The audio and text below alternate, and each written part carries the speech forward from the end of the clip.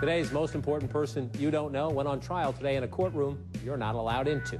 Omar Khadr is the defendant in the Obama administration's first full military trial of a terror suspect at the Guantanamo Bay Naval Base in Cuba. He was born in Canada, captured on an Afghanistan battlefield in 2002 when he was just 15 years old. The defense contends Khadr, who's now 23, was a child soldier forced to fight by his father. The prosecution calls him an unlawful combatant and a war criminal who helped assemble and plant roadside bombs and who killed a U.S. soldier with a grenade. The soldier's widow was in the front row today. Witnesses aren't identified by name. 7 military officers are hearing this case, which is expected to last several weeks. Let's talk that over with my guests right now. Don Baer, former Clinton senior advisor, and Ron Bonjean, a Republican strategist with deep ties on Capitol Hill and in the Bush administration.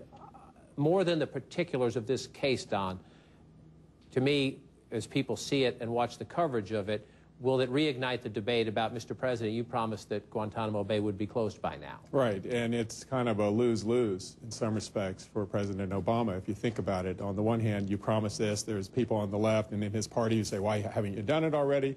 It reminds people in the center and on the right, you know, why did you ever promise this? We need to keep this where it is. On the other hand, can they make the case, Ron, that conservatives have said we're soft, and we're having this trial? Never mind where it is, we're having this trial, and we're holding this guy accountable. Well, I would say, yeah, absolutely right. And I would agree with Don that they haven't closed Guantanamo Bay, and President Obama is really vulnerable on that.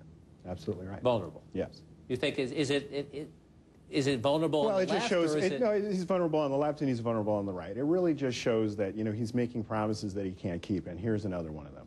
All right, let's move on to some other issues on my radar, and this one, we love this because we haven't seen much of them. 145 U.S. troops just back from Iraq and Afghanistan got a welcome home they'll probably never forget. Former President Bush and his wife Laura were waiting at the Dallas-Fort Worth airport yesterday to thank them for their service and to pose for some pictures. If you can't tell by the faces, it was a complete and much appreciated surprise. Now, George W. Bush is controversial, he's political, but for me, it's just we don't see him all that often, although I did notice him watching the sports highlights in the front row at a Rangers game the other night. Not a smart move for the former president, right? I thought it was a class move for him to show up and support the troops. You know, supporting the troops is a bipartisan effort, and the fact that he showed up, he didn't really he's never really looking for the credit when it comes to supporting the troops. Remember during the Fort Hood massacre, he showed up, you know, and just showed up at the gate and said, here I am, I'm here just to support the troops. Interesting effort by President Bush to begin to ease back into the public consciousness. Of course, we know he has a book that will be coming out later in the fall, so, you know, he's going to try to get back out there. Now, it's interesting. That's the kind of thing President Obama should be doing more of as well. That's an interesting point. All right, here's another one for you. The Mississippi Governor, Haley Barbour, busy man, penciled in now as the keynote speaker at a Republican victory dinner next month in Florida. He's already visited Iowa, New Hampshire, South Carolina. Wait a minute, where are we going with this? They all just happened to hold early presidential nominating contests in 2012. Now, Governor Barbour says this is all about helping elect Republicans in 2010.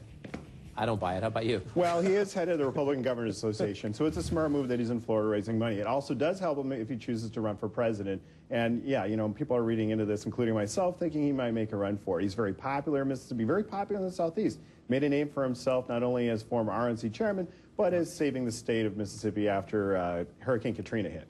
When he was here in town as Republican National Committee chairman, he was always fond of using the line, I was born at night, but not last night. And when he tries to say this is all about 2010 and not at all about 2012, that's what comes to my mind. Right. Is he a viable guy? Anyone's viable, right? The Republican Party, it is wide open for 2012. To be honest with you, they don't have any great standouts that you look at the field right now. You would think it would actually be an opportunity for them. No one's a standout. It's really interesting to see Haley Barbour in this because you and I go far enough back to remember Haley Barbour as one of the lead lobbyists here in town, certainly always a partisan in the Republican Party.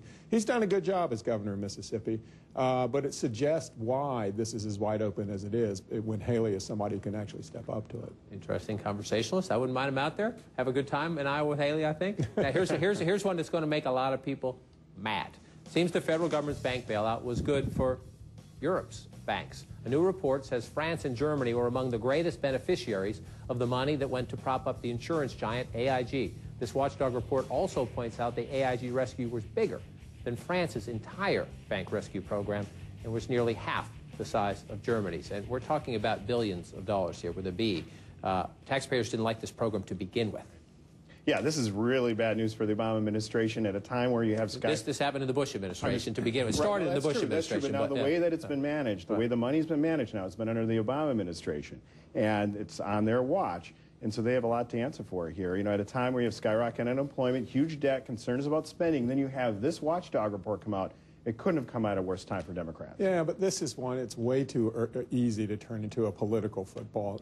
It's the global economy, right? And Americans understand that. And capital and information and ideas all flow freely across all these borders. I don't think they're going to be able to make too much out of it. It won't be another freedom fry movement? Yeah, let's hope not. Right? All right, you probably heard that for his birthday, President Obama played basketball with a really serious who's who of current and former NBA stars. Now the website opensecrets.org points out his playing companions also, a lot of them, made sizable donations to the president's campaign or other Democratic organizations, giving a slightly different bounce to the old political term, pay to play. You see some of the contributions there. I guess, duh, he wants to play basketball with friends and like-minded supporters, but is this the kind of thing that matters anywhere? Well, you know, I'm not going to pick on President Obama this time because he's had a really bad weekend. You know, the First Lady being in Spain and all the controversy that had, you know, come to it. I mean, the fact that he played some basketball with some basketball players. Yes, they donated money to his campaign, but you know what? I hope he had a good birthday. I hope he had a good weekend. I mean, it was pretty brutal other than that. I do notice Republicans are not borrowing a term about this from the Bush years, which was slam dunk. So it's just as well that I think we just leave this one alone. Yeah, that's pretty good. Very good, very good. All right, here's what, this is kind of local, but it's also kind of interesting. Maryland State House Delegate Michael Vaughn is doing, you might call some fancy moves to explain his playing career, or lack of one, with the Dallas Cowboys. The Washington City paper pointed out Vaughn's official campaign biography claimed he played 3 years with the Cowboys, but he never played for them at all. Vaughn says his marketing company made a mistake, and he did practice with them, drafted as or signed as a free agent out of college, but he hasn't explained why anyone, this guy lives in the district where FedEx Field, home of the Washington Redskins, would bother boasting about playing for Dallas in the first place. So this is a double judgment whammy. Right. Well, first of all, I mean, I would say that why didn't he brag that he was playing for the Green Bay Packers, my favorite team, and that would have been something. But you know, how many years did you play with the Packers? Sure. Right. Exactly. I would have made something like that up. But I don't think he's going to be allowed on FedEx Field to try out for Shanahan anytime soon. Why do politicians do this? I mean, bad fact checking. Yeah. Bad proofreading. They don't read their own. They don't read their own stuff, or people get out there. We've seen this a couple of times this year. You know, they get out there. They begin to believe their own myths. Yeah. You guys hang right tight. When we come back, the play-by-play, including a dance you don't want to miss, and a chef who happens to have a big voice in Congress.